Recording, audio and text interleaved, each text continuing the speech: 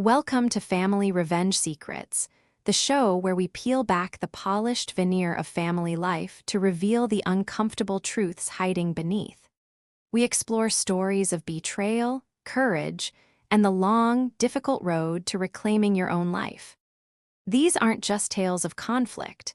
They are lessons in love, money, and the fragile bonds that hold us all together or tear us apart. If you've ever felt like your generosity was being taken for granted, or that the family you nurtured saw you as nothing more than a resource, then this is the place for you. And if you find a piece of your own story in what you hear today, be sure to like this video and subscribe to our channel. Your support helps us bring more of these vital conversations to light. Today, we delve into a truth as old as time itself, with a story titled, The Changed Will and the Brutal Truth About Family. This is the first chapter of our new series. Emily had always believed her life was a testament to love. Not the grand, cinematic kind, but the quiet, persistent, and practical love of a mother. It was measured in scraped knees bandaged, report cards signed, and countless meals cooked over the decades. Now, at 50 years old, her love was measured in dollars. It was a currency she had spent freely, and she had spent so much of it that her own financial existence felt as threadbare as an old sweater. Her days were no longer defined by school plays or sports practices. Her children were grown, living lives they seemed to believe were entirely their own creations, yet still tethered to her bank account like kites to a string. There was Michael, her firstborn. He was a man of grand ideas and spectacularly failed execution. He'd left a promising career in finance to start a dozen different ventures, each one more costly and less profitable than the last. He spoke a language of buzzwords and market projections, but the only numbers that ever mattered were the ones she transferred to his account to cover his monthly burn rate. Emily would listen patiently as he spoke of his next big thing, the next app, the next consulting firm, knowing that at the end of every conversation, the request would come. It was a polite, almost practiced, call for capital. She had once viewed these requests as a mother's duty, a small investment in her son's happiness. Now, they felt like a series of withdrawals from her very soul. Then there was David, the middle child, the artist. David was a gentle soul who saw the world in pastels and poetry, but he saw the reality of bills in black and white, and he expected his mother to handle them. He lived in a tiny, overpriced studio apartment in the trendy part of town, and Emily paid the rent. He'd send her photos of his latest canvases, his eyes full of a hopeful innocence that she found both beautiful and deeply frustrating. "This one is going to be my masterpiece, Mom," he'd say. She never asked what would happen to him if she ever stopped paying. She was afraid to hear the answer, afraid it would reveal a future without a son, only a burden. And finally, there was Sarah, the youngest, the light, and in recent years, the vortex. Sarah had a face that belonged on a magazine cover and a talent for social media that had turned her into a minor celebrity. Her Instagram feed was a curated gallery of lavish brunches, exotic trips, and designer clothes. She'd call her mother not to chat, but to perform. "Oh my God, Mom, I'm obsessed with this new bag from Chanel. It's literally everything." The word everything was always a thinly veiled request for a credit card number. Emily had fallen for it countless times. She'd send Sarah money, watch the little heart icon pop up on her phone, and convince herself that this was what love looked like in the digital age. The morning the dam broke was a Tuesday, a day like any other. Emily was sitting at her kitchen table, the sun streaming in through the window, the scent of fresh coffee filling the air. It was a rare moment of peace. It didn't last long. Her phone vibrated with a text from Michael. It was a picture of a bank statement, and the words below it were a punch to the gut. "Need $5K by Friday. They're threatening to shut down the account." No hello, no please, just a demand.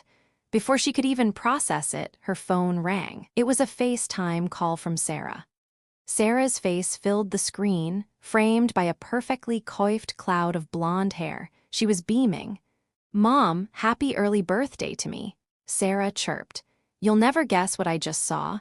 There's this incredible Cartier necklace. It's only a few thousand, and I swear it would be the perfect statement piece for my next partnership with the brand. I need it for a shoot next week. Could you?" Emily's fingers tightened around her coffee mug. Her mind was a whirlwind of calculations. Michael's 5,000. Sarah's few thousand. It was always just a few thousand. The demands overlapped, piled on top of each other, crushing her. She looked out the window at her perfectly manicured lawn, a house she had worked her whole life for, and felt nothing. No pride, no joy, only a hollow emptiness. The truth hit her not as a sudden flash of light, but as a slow, agonizing dawn. It was the same truth she had been running from for years. Her children didn't love her unconditionally. They loved her as a bank. Her affection was a transaction, a down payment on their comfort and their dreams. She was a resource, a convenience, an ATM with a pulse, and a tired one at that. A few months ago, a visit to her doctor had confirmed her suspicions. The doctor had spoken in hushed, concerned tones about her elevated blood pressure, the crushing anxiety, and the stress that was eating away at her. "You have to take care of yourself, Emily," he had said, "or your body will make the decision for you." She had nodded, promised to try, and then gone home to write a check for David's rent. But this morning was different. The demands from both ends were so blunt, so unapologetically entitled, that they pierced through her denial. She finally saw it all for what it was. Her legacy was not going to be one of love, it was going to be one of debt. She was not a matriarch, she was a personal line of credit. With a final, decisive breath, she hung up the phone on Sarah without saying a word. She set her empty coffee cup down with a clatter. Her hands were shaking, but not from fear. It was from a sudden, fierce resolve. She knew exactly what she had to do. She reached for her phone and with a steady hand dialed a number she knew by heart. The phone rang twice before a familiar professional voice answered. "Thompson, Law Office. How may I help you?" "It's Emily," she said, her voice surprisingly calm, her tone colder and firmer than she had heard it in years. "I need to come in today." "Of course, Emily. Is everything okay?" Mr. Thompson's voice was warm with genuine concern. "Everything," she said, and a ghost of a smile crossed her face, "is about to change. I want to change my will." The worn leather of Mr. Thompson's chair creaked softly as Emily settled into it. His office was a space of quiet authority, a world away from the emotional clamor of her kitchen. Sunlight, filtered through the blinds, striped the stacks of legal books on his shelves. It was the office of a man who dealt in facts, in the cold, hard lines of the law, and Emily found a strange comfort in that. She laid out her request with a clarity that surprised even herself. She spoke of her 3 children, not with malice, but with a weary finality, as if she were describing the terms of a long-standing contract that had expired.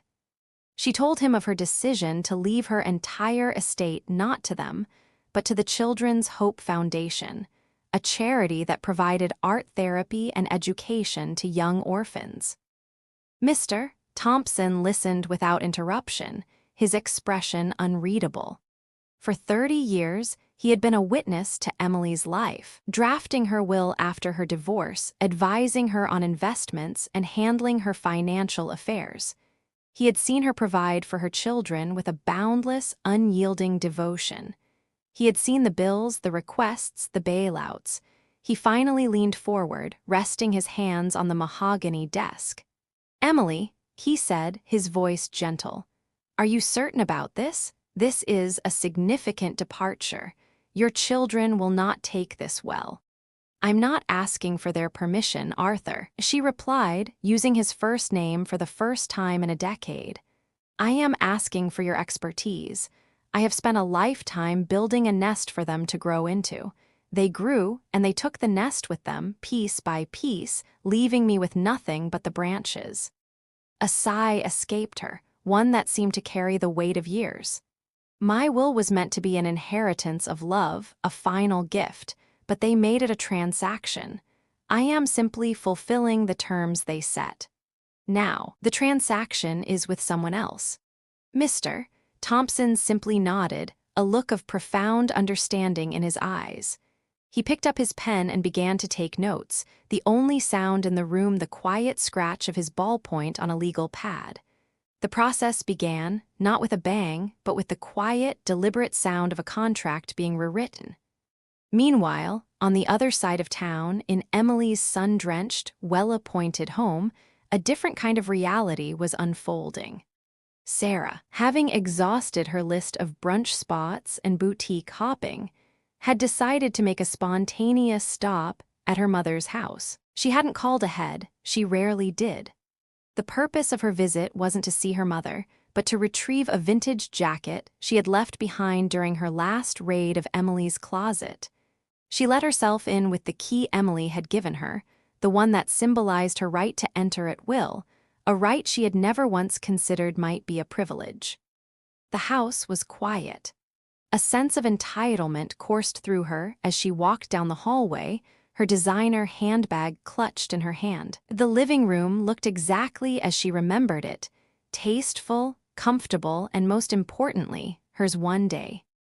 She sauntered into her mother's home office, a space she'd only ever entered to use the printer or borrow a stapler. But today, her eyes fell upon a half-open drawer of her mother's antique writing desk. Tucked neatly inside, beneath a pile of tax documents and old photos, was a crisp, folded piece of paper. The words "Last Will and Testament" were written across the top in bold, black letters. Sarah's heart skipped a beat. She knew her mother had a will. It was a subject the siblings had discussed endlessly in whispers and coded messages. Their mother's health wasn't exactly an open conversation, but it was a silent, looming presence in their lives. She pulled the document out, her fingers trembling with a mix of excitement and unease.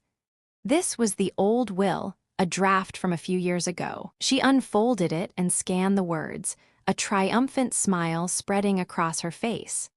The document clearly stated that all of her mother's considerable assets were to be divided equally among her 3 children, Michael, David, and Sarah, 1/3 each. She snapped a quick, clandestine photo with her phone, a surge of power running through her. Her future was in her hands. She sent the photo in a group text to her brothers. "Look what I just found." The reactions were instantaneous. "Michael, what is that? Mom's will, you went into her office." "Sarah, relax, she wasn't here, don't you see? It's all there, the house, the money, it's all ours." "David, are you sure that's a good thing, Sarah? Isn't it an invasion of privacy?" Michael ignored him. "Are you sure it's the most current version? Did she say anything to you?" Sarah's joy turned to suspicion. "She hasn't said anything. She was acting a little weird lately, though, like, really quiet." Her voice on the 3-way call was a whisper, as if their mother might be listening from another room. Michael, ever the strategist, spoke with a chilling calm. "David, forget privacy. This is about us. This is about our future. If she's acting weird, what if she's done something irrational? What if she's given some of it away already? Or what if she's already changed it to something else?" "Oh my God, do you think she did?" Sarah shrieked, her voice high with panic. "What if she leaves it to a cat shelter or something ridiculous like that?" "She wouldn't," David said, but his voice lacked conviction. He knew their mother's generosity had its limits, though he had never tested them. "We can't risk it," Michael declared. "We need to get ahead of this. We need to go over there, the 3 of us, and talk to her. We need to get her to a lawyer's office and make sure everything is in order. Make sure it's legally binding." The irony of his words, of his concern for her mental state, was lost on him. All he saw was the potential loss of a large sum of money. The finality in his voice was a chilling promise. They had found their mother's last will, and they were determined to ensure its contents would never change. They had no idea it already had. The doorbell rang at precisely 7 o'clock. Emily watched the three of them through the peephole, her children, arranged like a still life of calculated concern. Michael, in a perfectly tailored suit, held a bottle of expensive red wine. David, looking uncomfortable and out of place in a clean but rumpled shirt, carried a bouquet of flowers that looked suspiciously like they came from a grocery store. Sarah, flawless in a designer blouse, held an artisanal bread loaf as if it were a foreign object. Their faces were an identical study in feigned affection, practiced smiles that didn't quite reach their eyes. Emily felt no fear, only a profound and chilling sadness. They had arrived not as her children, but as a delegation. She opened the door. "Hello," she said, her voice flat. She stepped aside, and they filed past her, a wave of expensive cologne and cheap desperation washing over her. "Mom, you didn't have to cook, we brought everything." Sarah chirped, her voice too high, her movements too theatrical. She placed the bread on the counter as if it were a peace offering. "We just wanted to have a nice family dinner," Michael added smoothly, his eyes already scanning the room, looking for any sign of irrational behavior. He placed the wine on the counter with an authoritative thud. The meal was a performance, a stilted ballet of forced conversation. They complimented the roast chicken she had prepared, they asked about her day. The first time any of them had done so in months, and they laughed at jokes that weren't funny. Emily ate slowly, watching them, the food tasting like ash in her mouth. She was an audience to her own life, and the play they were performing was a cheap farce. When the plates were cleared, the pretense began to crack. Michael leaned forward, his elbows on the table, a look of solemnity settling over his face. "Mom," he began, his voice dropping to a conspiratorial whisper, "we're worried about you. You've been distant, not answering calls, we just want to make sure you're okay." "I'm perfectly fine, Michael," Emily said, her gaze steady.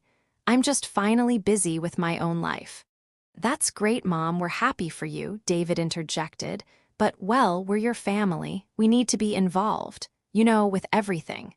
The word everything hung in the air, heavy with unspoken meaning. "What is everything, David?" Emily asked, her voice calm. "My health, my home, my life." Sarah jumped in, her voice quivering with what Emily knew was manufactured emotion. "We've always been a team, Mom. We've always had each other's backs. It just feels like you're abandoning us." A single tear, perfectly timed, rolled down her cheek. Emily looked at her daughter, at the face that had launched 1,000 brand endorsements, and felt nothing but an icy stillness. "Abandoning you? Is that what this is? When did my life become a resource for you to draw from, and my time an appointment to be scheduled? I have been your team, Sarah, your bank, your lifeline. When did any of you ever have my back?" Michael's professional veneer finally cracked. His smile evaporated, replaced by a scowl of frustration. "Mom, be reasonable. This is about your future. We just want to make sure you have the right plans in place, that you're protected, that you haven't made any rash decisions." His eyes bored into her, and Emily knew he was talking about the will.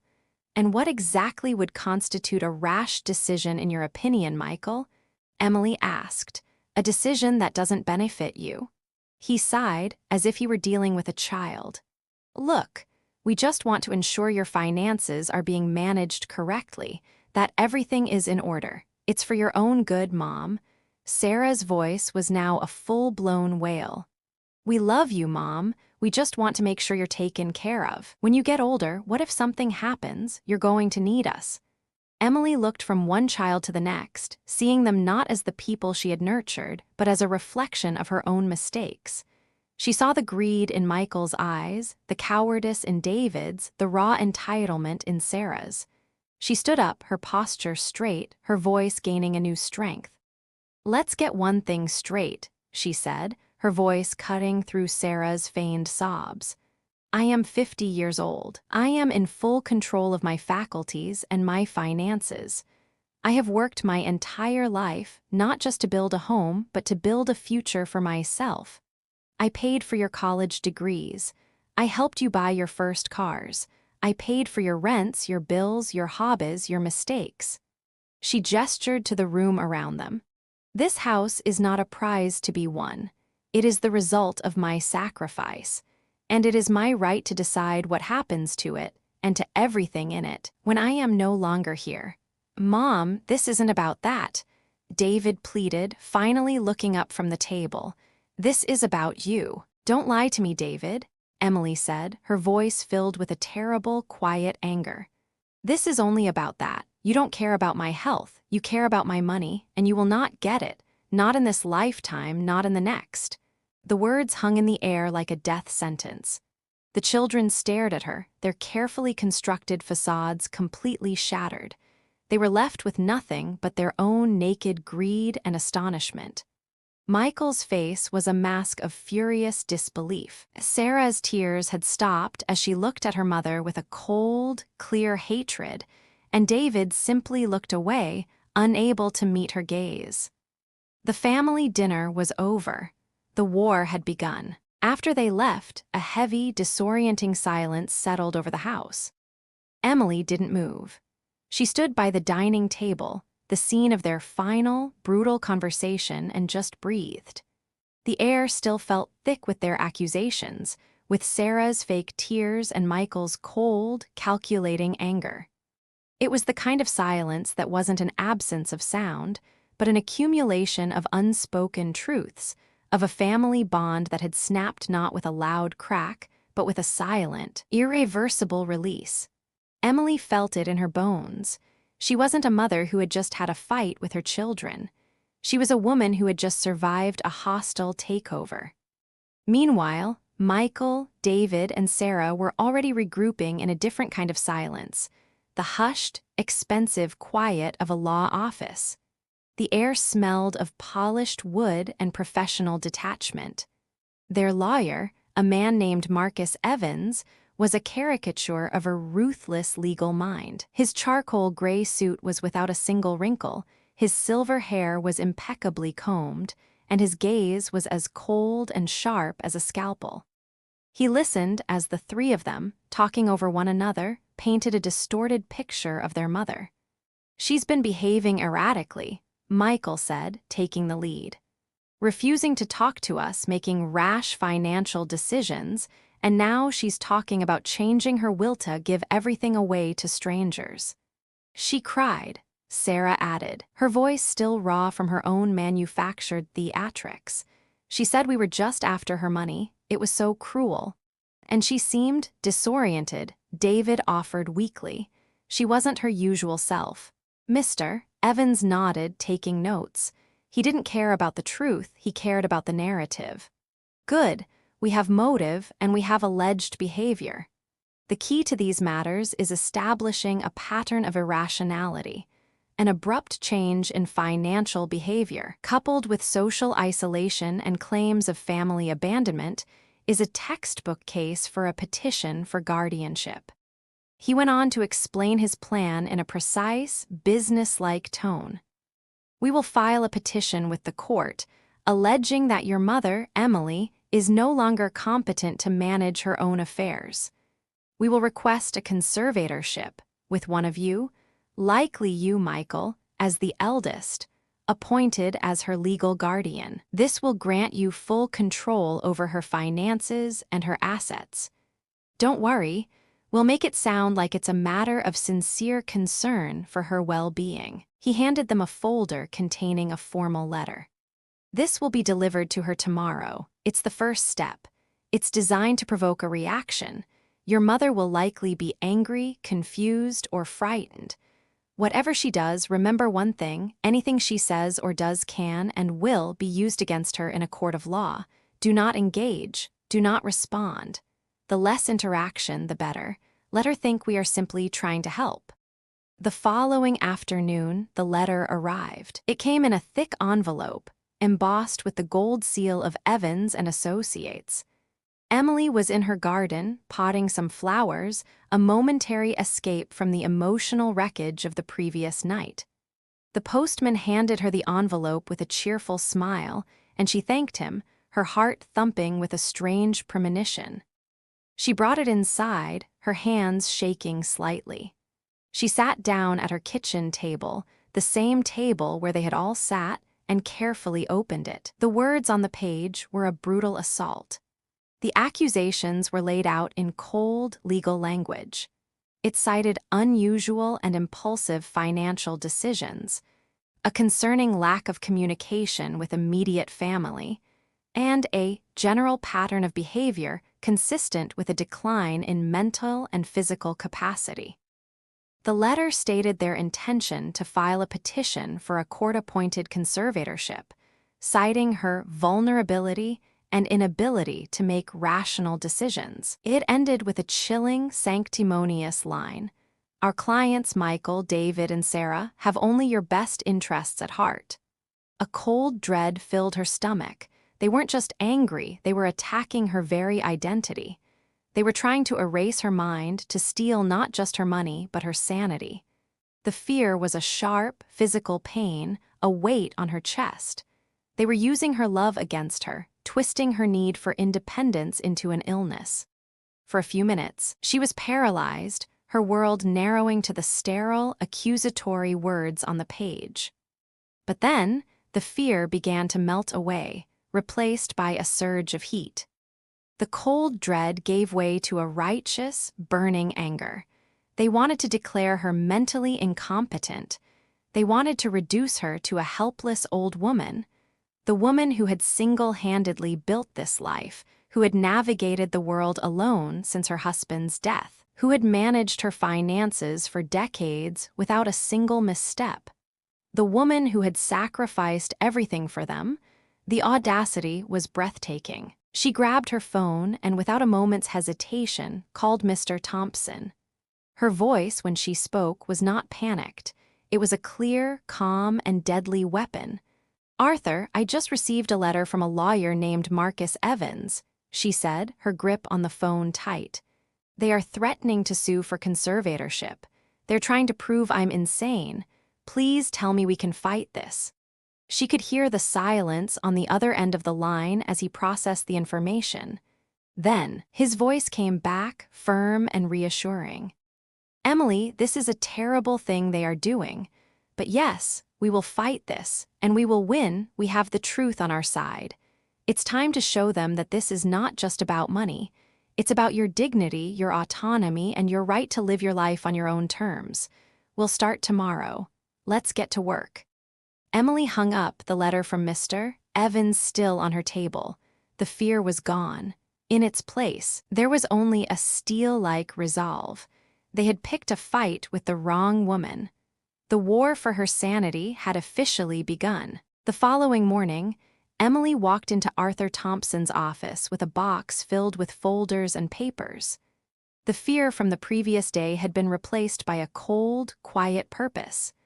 They had declared war on her sanity, and now she would show them exactly how sane she was. Arthur, with his reassuring presence, laid out their strategy in methodical, lawyerly terms. "Their entire case hinges on the claim that you're mentally and financially incompetent, Emily," he said, pulling out a legal pad. "We need to prove the exact opposite. We're going to build a case that is so irrefutable, so airtight, that their accusations will collapse under the weight of their own absurdity." He outlined the plan. Step 1 was financial. They would meticulously document every dollar, every cent that Emily had spent on her children over the past decade.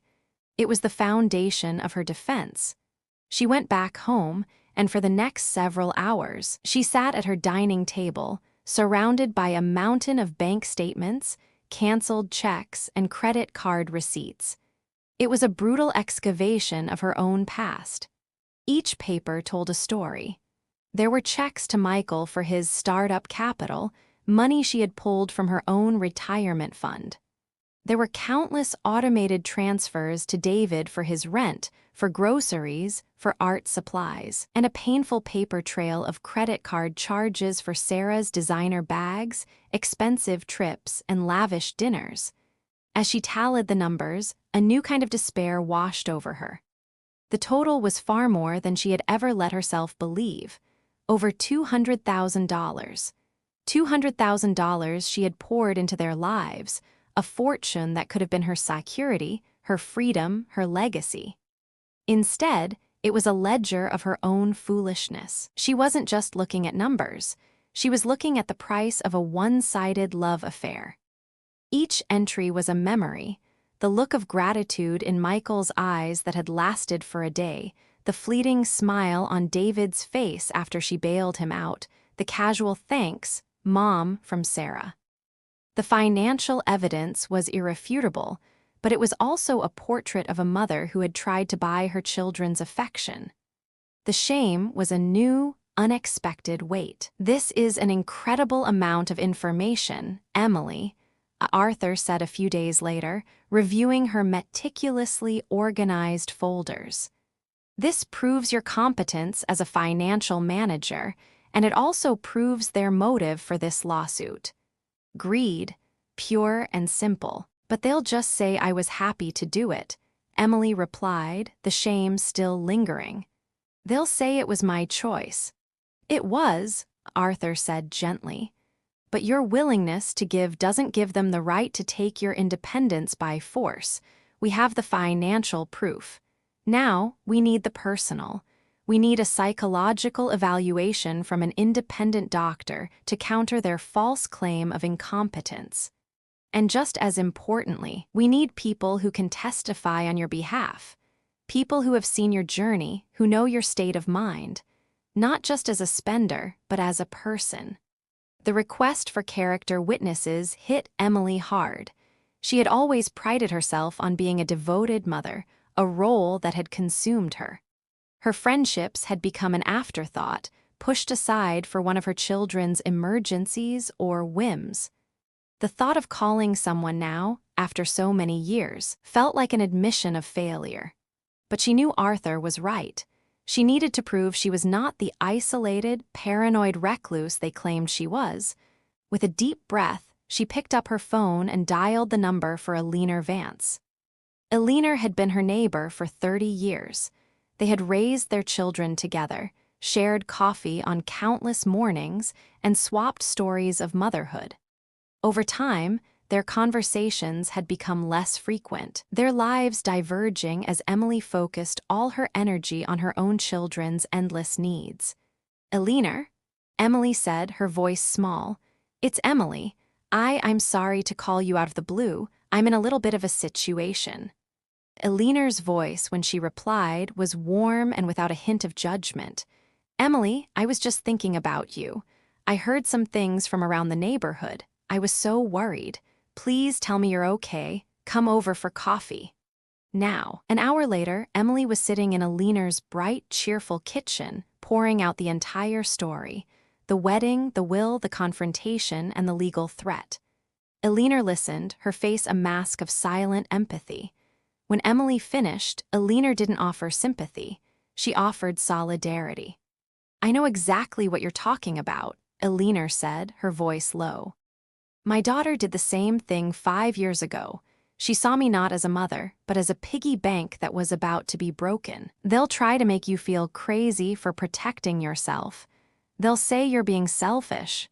It's what they do." The simple fact that she wasn't alone, that this wasn't a unique kind of madness, brought tears to Emily's eyes. "I'm part of a group," Eleanor continued, her eyes kind. "A small circle of women who have gone through something similar. We've all learned to say no to the people who took too much. We can't change our children, but we can change ourselves, and we can fight for our own lives. We meet for coffee every Wednesday. Would you like to come?" In that moment, Emily didn't just find a friend. She found an army. She had her financial records, her lawyer, and now a community of women who had survived the same betrayal. The cold dread that had gripped her was gone, replaced by a profound and steady calm. She was no longer just fighting for her money. She was fighting for her right to belong somewhere, to have a life that was truly her own. And she was no longer fighting alone. The week following her meeting with Eleanor brought a fragile sense of peace. Emily had settled into a new routine. The phone calls and text messages from her children had slowed, replaced by the occasional, menacingly formal letter from Mr. Evans's law firm, which she now placed, unread, in a dedicated file. She had spent hours with a leaner, talking not about the legal battle but about life, about books, and about the sheer joy of living on her own terms. The Wednesday coffee with a leaners group had been a revelation, a gathering of survivors who shared stories of their own battles with greed and manipulation. She felt a strength she hadn't known she possessed, a quiet, inner resolve built not on anger, but on a sense of righteous self-preservation. It was on a Thursday afternoon, while Emily was tending to her rose bushes, that her fragile peace was shattered. The doorbell rang with an insistent, professional chime. She walked to the front door, her heart thumping with a familiar dread. Through the frosted glass, she could see a woman in a conservative blue suit holding a clipboard. Emily opened the door a crack. "Good afternoon, ma'am," the woman said, her voice polite but firm. She held up an ID badge. "I'm MS Rodriguez from Adult Protective Services. We've received a report, and I'm here to conduct a wellness check." Emily felt a cold knot form in her stomach. They weren't just using their lawyer. They had escalated. They had weaponized the system meant to protect the vulnerable. She took a deep breath, pushing down the surge of panic. "A report? What kind of report?" MS Rodriguez's expression remained neutral, a practiced mask of professional concern. "We've received some allegations regarding your well-being and your ability to manage your personal affairs." A concerned family member filed the report. She paused, her gaze sweeping over Emily's house, her eyes taking in the neatly kept lawn and the organized garage. "May I come in?" Emily's mind raced. To refuse would be seen as an admission of guilt, a sign of paranoia. She stepped aside, letting the social worker in. MS Rodriguez sat on the sofa, clipboard on her lap. Her questions were precise, methodical, and chillingly familiar. "The report states you have recently shown a concerning pattern of erratic behavior," MS Rodriguez began, her pen poised. "Your family claims you have cut off all communication with them without explanation. Is that correct?" Emily looked at her, calm and steady. "I have not cut off communication. I have simply stopped responding to a series of demands and manipulations." MS Rodriguez made a note. "They also claim you have been making abrupt and unusual financial decisions, indicating a potential lapse in judgment." "My financial decisions were the result of 3 years of careful observation," Emily replied, her voice gaining confidence. "For years, I made decisions to support my children's lives. Now, I am making decisions to support my own." MS Rodriguez's expression flickered for a second, a hint of something other than professional skepticism. She continued, "The report also alleges that you have begun to isolate yourself socially, severing ties with family and longtime friends, and have even installed security systems, suggesting a state of paranoia." This was the core of their case, the attempt to turn her self-preservation into a mental illness. Emily didn't flinch. "I am not isolated. I have been strengthening old friendships and forging new ones. In fact, I have recently joined a wonderful support group with women who understand what I am going through." "As for the security system," she said, her voice clear and firm, "it was installed to protect myself from my children, who, in their concern for my well-being, broke into my house unannounced to go through my private papers." MS Rodriguez stopped writing. She looked at Emily, her eyes no longer neutral but searching. "They entered your home without your permission?" "They did," Emily confirmed, "and brought their lawyer with them to pressure me into signing over a power of attorney. This all happened the day after I told them I was no longer willing to finance their lives." The room was silent for a long moment. Emily met the social worker's gaze without blinking, her own eyes a reflection of her newfound resolve. The lies of her children, so carefully constructed, were beginning to unravel in the face of her honest truth. Ms. Rodriguez was a professional. She was trained to spot signs of emotional and mental distress, and what she was seeing was not a fragile old woman, but a formidable one. She saw a mother who was not lost, but who had finally found her way. "Do you have any documentation of these financial arrangements, ma'am?" Ms. Rodriguez asked, her tone shifting. "Receipts, statements, anything that would show the nature of your financial support for your children." Emily smiled, a thin, knowing smile. "I do," she said. "I have it all. My lawyer and I have already compiled a meticulous ledger of all the money I have given them over the years. We were preparing for this. I can provide you with copies if you would like." Ms. Rodriguez closed her notepad, her pen still. "That won't be necessary at this time," she said. She stood up, her professional demeanor returning, but with a new layer of respect. "Thank you for your time, Mrs. Richter. I'll be closing this case. I have no reason to believe you are at risk." She walked to the front door, Emily following her. As she opened the door, Ms. Rodriguez paused and looked back. "Ma'am," she said, her voice low, "it takes a lot of courage to do what you're doing. I wish you the very best." And with that, she was gone. The doorbell chime still echoed in the silent house, but this time it was the sound of a small, important victory. Emily had faced a professional interrogation and had proven with every fiber of her being that she was not a victim, but a warrior. The small victory with the social worker filled Emily with a quiet confidence. It was a sign that her plan was working, that her newfound resolve was a fortress that couldn't be breached by their petty lies. Her fear hadn't vanished completely, but it was no longer a paralysis. It had become a fuel. The battle wasn't just on paper anymore. It was in the real world, and she was winning the small skirmishes. With the legal threat looming and the date for the pretrial hearing set, the next step was to prepare her human evidence. Emily and Arthur Thompson decided to meet with her witnesses at his office. Emily arrived first, her heart beating a little faster.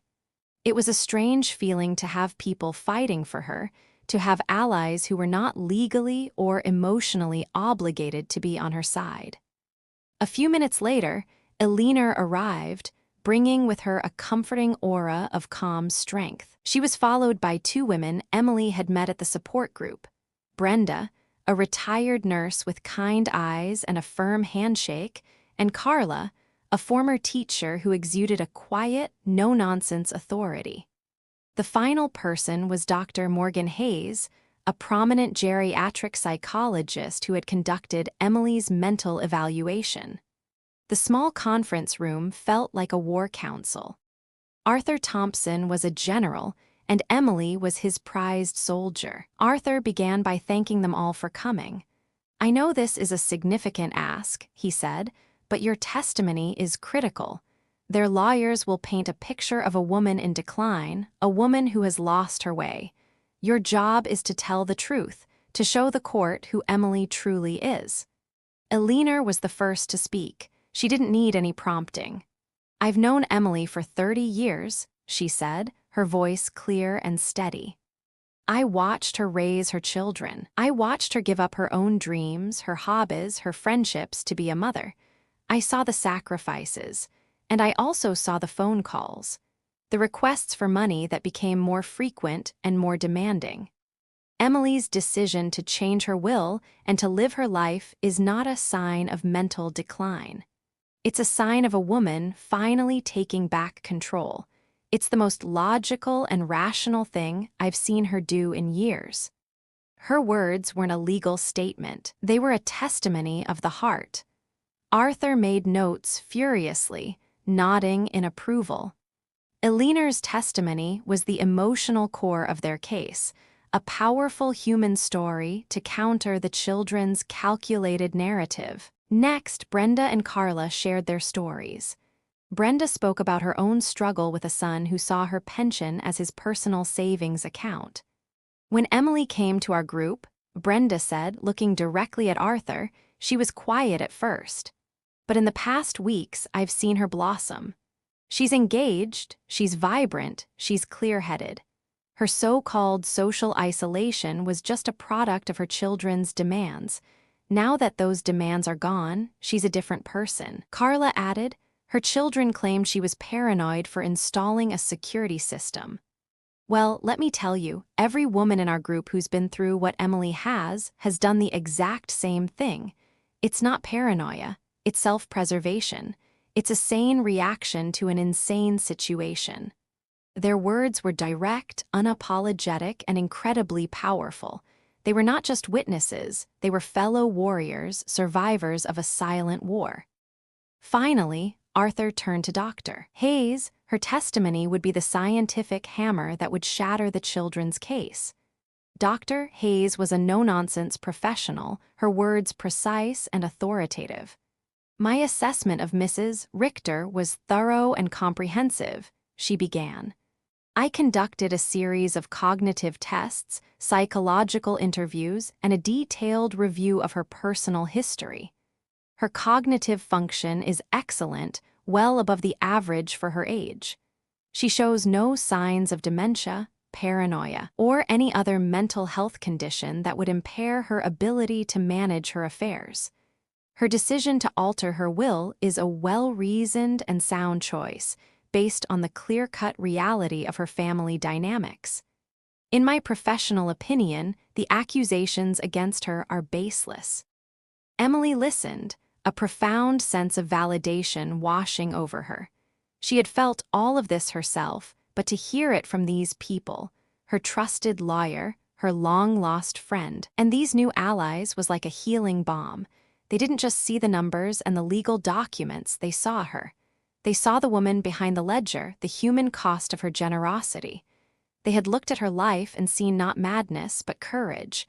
As the meeting concluded and everyone began to leave, Emily pulled Elinor aside. "Thank you," she whispered, her voice thick with emotion. "For all of this, for being here." Elinor put a hand on her arm, her gaze firm. "Don't thank me, Emily.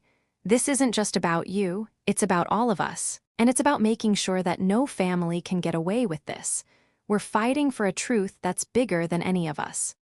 Emily walked out of the law office and into the bustling city street. She felt an iron core of resolve inside her. They had their lies.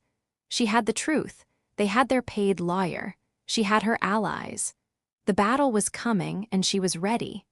She was no longer just fighting for her money, she was fighting for her dignity and for the simple, unassailable fact that she was a person, not a purse. The morning of the pretrial hearing was gray and overcast, a fitting backdrop for the gravity of the day. Emily had chosen a simple navy blue blazer. It was professional, not flashy, and it made her feel solid and grounded. She stood in the hallway of the courthouse with Arthur Thompson, who was going over their final notes. She was calm on the outside, but inside, 1,000 small anxieties fluttered like frantic birds. The culmination of weeks of preparation, of painful recollections, and of her own quiet resolve was all coming to a head. They entered the courtroom. The room was formal and intimidating, a place where truth was a commodity to be argued over. The walls were paneled in dark wood, the air was still and smelled faintly of old paper and dust. Across the aisle, her children were seated. Michael looked rigid in a pristine suit. David fidgeted with his tie.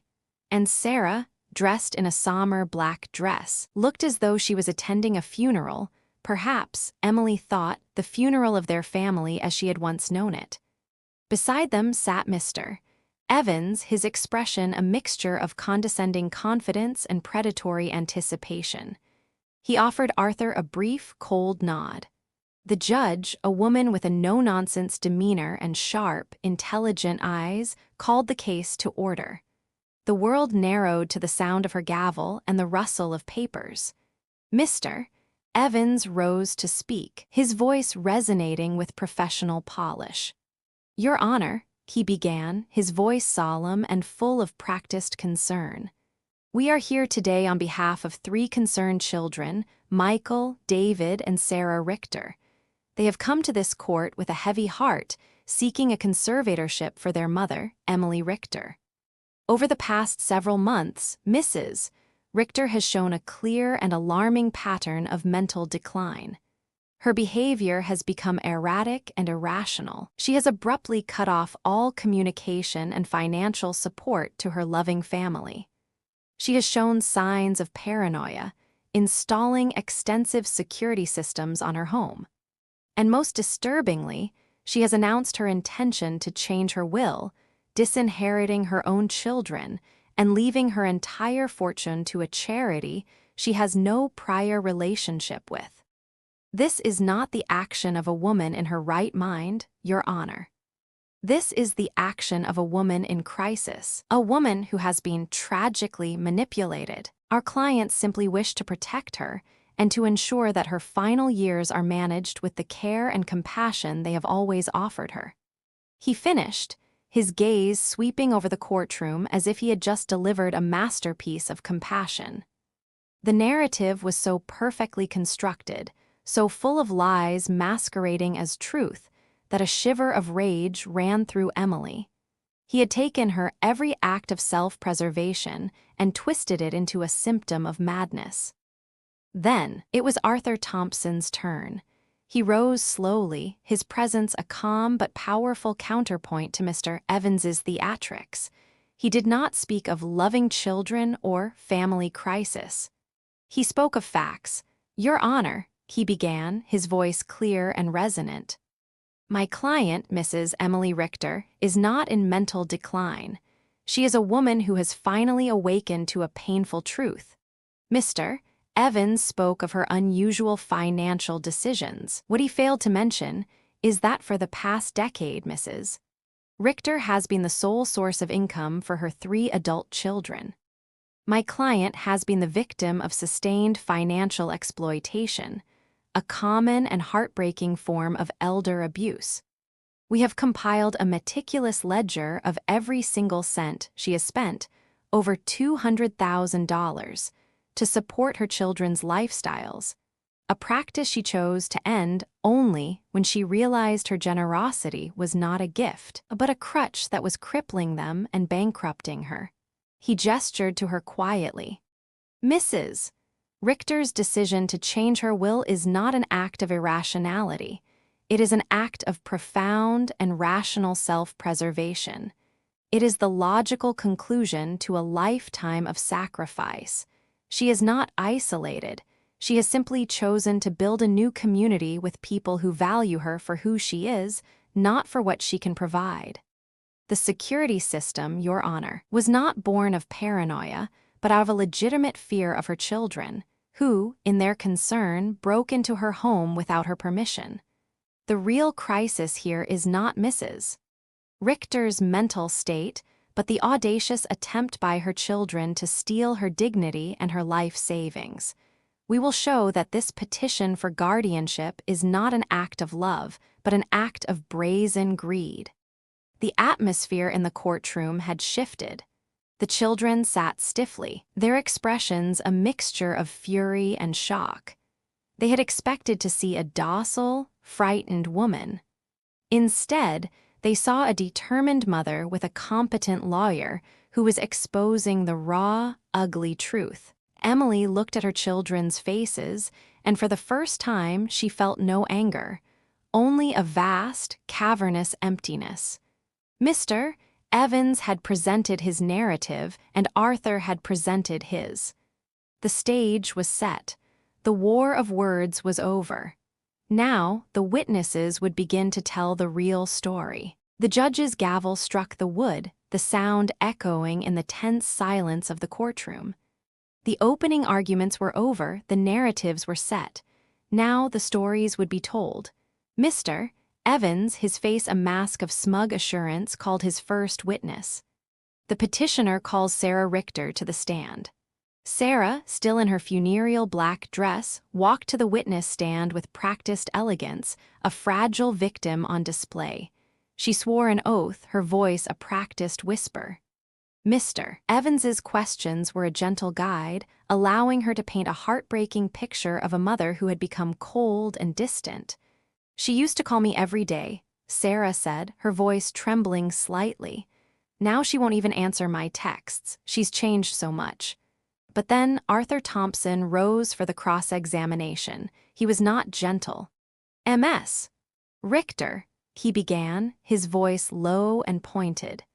You mentioned you were concerned about your mother's lack of communication. Isn't it true that the last time she spoke to you, you were asking her for a $4,000 Cartier necklace?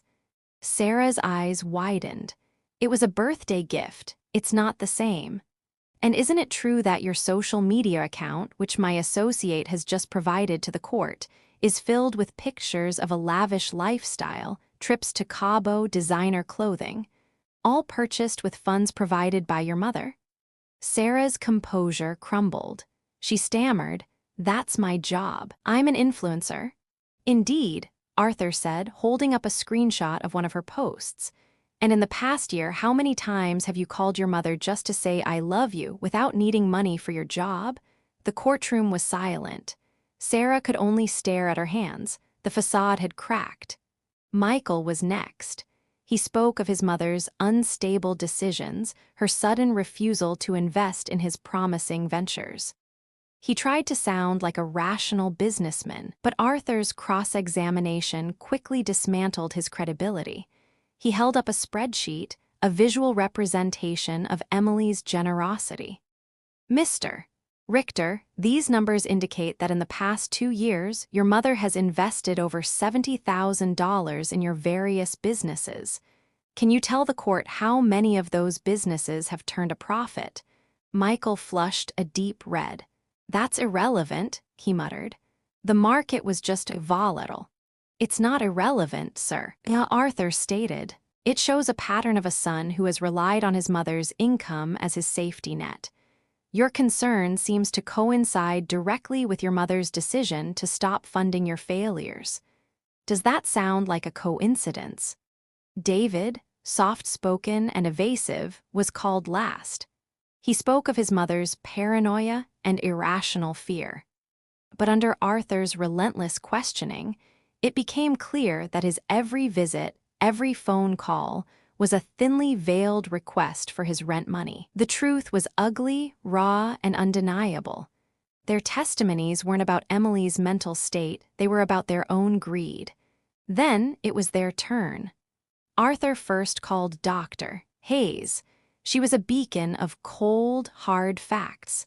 She presented her evaluation, detailing Emily's perfect cognitive test scores and her sound mental health. There is no medical evidence, the doctor concluded, to suggest that Mrs. Richter is anything but fully capable of managing her own affairs. Eleanor was next. She spoke of their long friendship, of the years of sacrifice she had witnessed. Her children saw her as a bank, Eleanor said, her voice thick with emotion, and now that she's closed her doors, they want to declare her incompetent. That's not a legal matter, Your Honor, that's a moral one. Finally, it was Emily's turn to take the stand. She walked forward, not with the hurried, nervous gait of a victim, but with the quiet dignity of a person who knew their own worth. She sat and swore her oath, her voice steady and clear. Arthur's questions were a gentle guide. He didn't ask her to defend herself, he asked her to tell her story. Emily spoke of her life, of her love for her children, of the sacrifices she had made. She spoke of the day of the confrontation, the shock of their entitlement, and the moment she realized she had been nothing but a walking bank account to them. "Did you feel sad about disinheriting your children?" Arthur asked. Emily took a deep breath, her gaze sweeping over the courtroom. "I felt a profound sadness," she said, "but not for the will. I felt sad for the illusion. I had always believed that my unconditional love would be enough. I thought that by giving them everything, they would love me for nothing. But I was wrong. The love I received was transactional. It was a fee for services rendered. And do you regret your decision?" Emily looked at her children, sitting stony-faced across the room. Her gaze was not one of anger, but of a heartbreaking clarity. "I regret that it took me so long to see the truth," she said. "I regret that it had to come to this, but I do not regret my decision to reclaim my life. The will isn't about the money. It's about my right to live with dignity and to be a person, not a purse. I have lived my life for them. Now, it is time to live it for myself." Her testimony was the final, devastating blow. There was nothing more to be said. The lawyers closed their cases, and the judge announced a 2-hour recess to deliberate. The battle of words was over. All that remained was the verdict. The 2 hours of deliberation felt like an eternity. Emily sat in a quiet hallway bench, the hum of the courthouse a distant buzz. Arthur Thompson was with her, but they said little. There was nothing left to say. The evidence had been presented, the truths had been spoken. Now justice was in the hands of a stranger. She didn't feel nervous, not really. The fear had long since burned away, replaced by a quiet, exhausted clarity. She had stood her ground, spoken her truth, and faced her family's betrayal head-on. Whatever the judge decided, Emily knew she had already won the most important battle, the one for her own dignity. When the bailiff called them back into the courtroom, the air was thick with tension. The children and Mr. Evans were already seated, their faces a mix of strained hope and nervous anticipation. Emily took her seat, her back straight. The judge entered, her face an unreadable mask. The courtroom fell silent. After a thorough review of the evidence and testimony presented, the judge began, her voice ringing with authority. "This court finds that Mrs. Emily Richter is in full possession of her mental faculties. The results of her independent psychological evaluation are beyond reproach, confirming her cognitive competence. Furthermore, her financial decisions, while seemingly abrupt, are shown to be a rational and well-documented response to years of financial dependency by her children." Emily felt a wave of profound relief wash over her. It wasn't just a verdict, it was a validation. "It is the finding of this court that the petition for conservatorship is without merit," the judge continued, her gaze shifting slightly toward the children. "The evidence suggests that this lawsuit was not motivated by genuine concern for Mrs. Richter's well-being, but by a transparent desire for financial gain. To declare a woman incompetent simply because she chooses to live her own life, free from financial obligations to her adult children, is an abuse of the legal system and a reprehensible act. The petition is hereby denied." The judge's gavel struck the wood with a final, echoing crack. The sound was a symphony of freedom to Emily, but to her children, it was a death knell. Michael's face turned a dangerous shade of purple. Sarah's mask of composure shattered, and a real, raw sob of frustration escaped her lips. David simply hung his head, defeated. Emily stood, her legs a little shaky, but her spirit soaring. She gave Arthur Thompson a small, knowing nod. They had done it. As they walked out of the courtroom, they were met by a furious trio. "This isn't over, Mom." Michael spat, his voice low and venomous. "You're going to regret this. We'll appeal. We'll make sure you lose everything. This is an outrage." Sarah shrieked, her voice thick with fury. "After everything we've done for you?" Emily stopped, turning to face them. Her gaze was calm, her voice devoid of emotion. "You've done nothing for me. You took from me. You used me. And then when I stopped, you tried to steal my life. You have made your bed, now lie in it." "But what about our rent?" David pleaded, his face pale with panic. "Our bills, you can't just abandon us." "I am not abandoning you," Emily said, her voice firm. "I am releasing you. You are adults. It is time you learned how to live your own lives. Your legal threats, your lies, your cruelty. It has all led to this. There is nothing left. The family you knew is gone, and you are the ones who destroyed it." She looked at each of them one last time at the naked greed in their eyes and felt a final, clean break. There were no tears, no anger, just a profound and peaceful emptiness. She turned her back on them for the last time and walked away. Outside the courthouse, the air was fresh and cool. Eleanor was waiting with Brenda and Carla. They saw the quiet triumph on her face and rushed to embrace her. "We knew you would do it," Eleanor said, a tear of joy in her eye. That evening, they all gathered at Eleanor's house. The mood was one of celebration. They didn't talk about the trial or the money or the children's betrayal. They talked about life, about future plans, about all the things Emily had put on hold. They shared stories, laughed, and toasted with wine. It was a victory party, but the prize wasn't money or legal standing. The prize was joy. It was friendship. It was the simple, unassailable truth that a family is not defined by blood, but by love. As she looked around the table at her new friends, Emily felt a warmth she hadn't felt in years. She had entered the courtroom with a heavy heart, fighting for her life. She left with a light heart, ready to live it. She was no longer just a mother. She was a woman, and for the first time in a very long time, as she was truly happy. The sale of the house was not an ending, it was a beginning. Emily watched from the curb as the final box was carried out, feeling none of the sadness she had expected. The house had been a monument to a life of sacrifice, a building filled with memories of children who had moved on, leaving their debts behind. Its sale felt like a cleansing, an act of unburdening. She bought a beautiful, sun-drenched condo in a different part of the city, a place with no history, a clean slate. It was a home she was building for herself, a place that would be filled with her own laughter and her own dreams. Her life settled into a rhythm that was entirely her own. She started painting again, a hobby she had abandoned decades ago in favor of her children's endless demands. She joined a volunteer group at a local art gallery, finding joy in sharing her newfound freedom with others. She took a trip to Italy with Eleanor and Brenda, walking through ancient cities, laughing over pasta and wine, and feeling a sense of wonder that had long been dormant. Her conversations were no longer about her children's latest crises or financial demands. They were about the world, about art, about the simple, profound joy of living.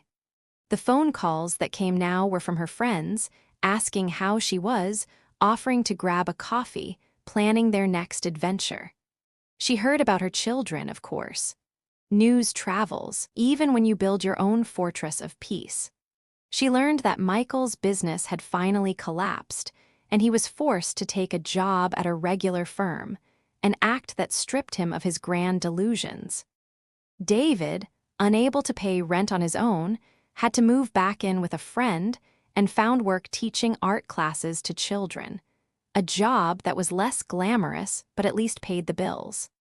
Sarah's social media career had hit a snag without the stream of new designer goods, and she was having to accept contracts from less prestigious brands, her carefully curated feed suddenly looking a little more like a job and a little less like a fairy tale.